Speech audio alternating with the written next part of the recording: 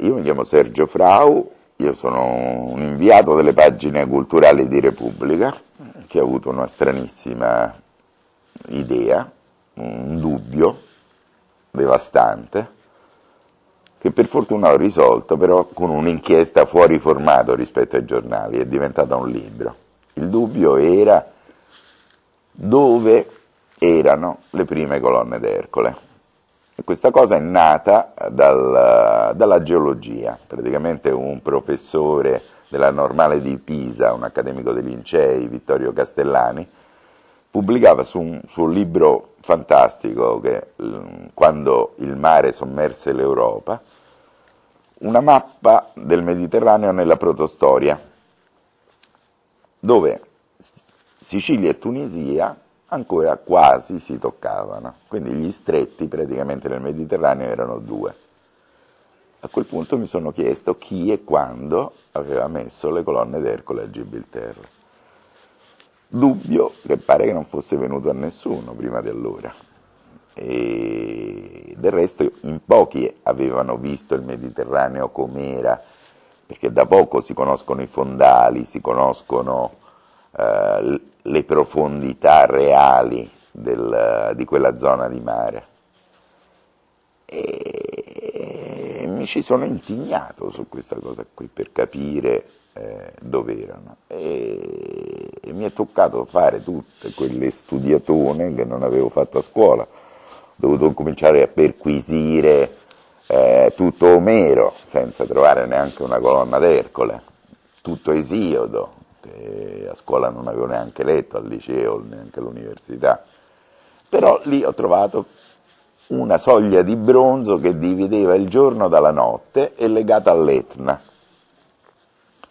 Quindi incominciava a avere quasi una connotazione geografica questa soglia di bronzo.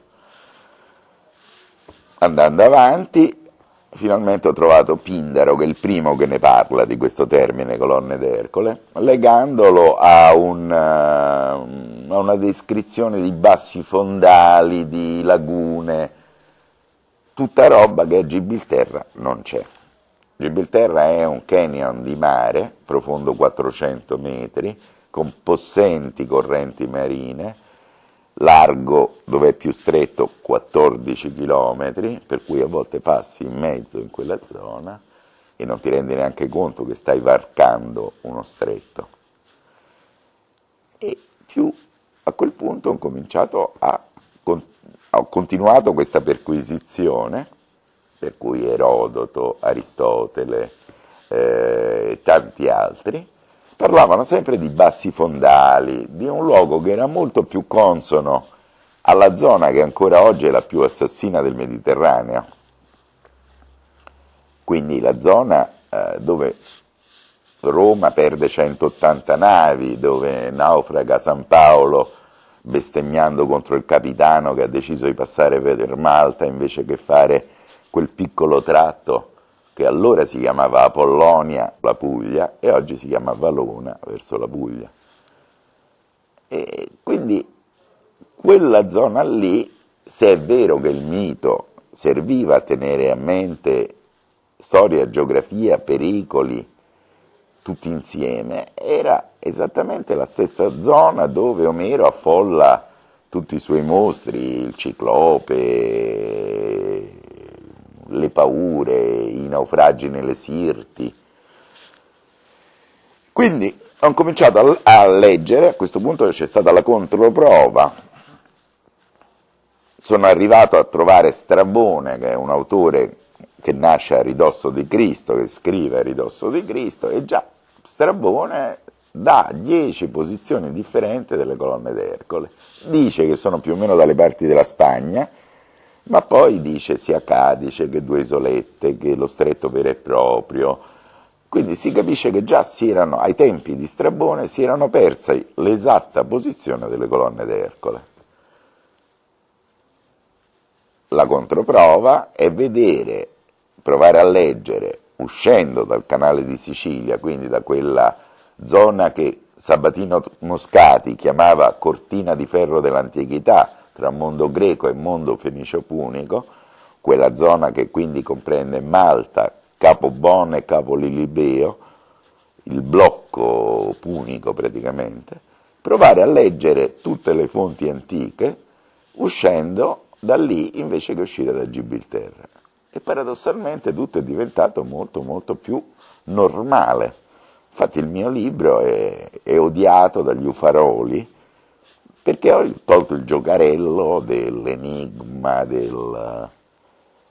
tutto diventa, persino Platone con la sua isola di Atlante, cosa ci dice? Che uscendo da quello stretto che si chiama Colonne d'Ercole, che veniva chiamato Colonne d'Ercole, si arrivava a una grande isola, ad altre isole, al continente che tutto circonda.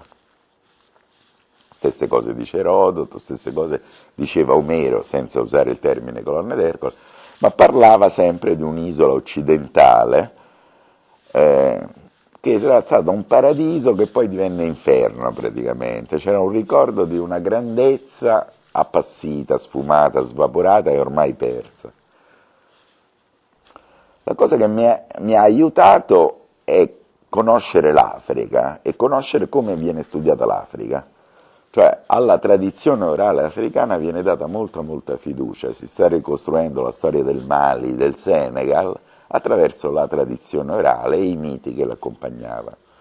Io ho dato la stessa fiducia agli autori greci classici, che erano i primi che mettevano nero su bianco queste storie.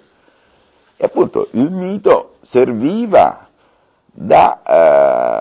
a collegare, a tenere a mente, a simbolizzare, a riunire, ad avvertire chi li usava, chi li sapeva questi miti, nel viaggio e nella conoscenza. Per cui prendendoli per buoni io ho voluto dare fiducia fino in fondo a questi autori che poi avevano un controllo sociale fantastico, perché poi c'hai gente come Euripide, come Eschilo, Omero che veniva letto 2 volte l'anno ad Atene, Platone che non è l'ultimo scemo, insomma tutti questi possibile che dicessero solo fantasticherie. E piano piano appunto questi miti coagulavano dei luoghi. Di fatto io avevo un Far West mediterraneo nelle storie d'Oriente che parlavano di un Occidente e poi c'ho un Occidente nel Mediterraneo occidentale strapieno di archeologia ma senza storia.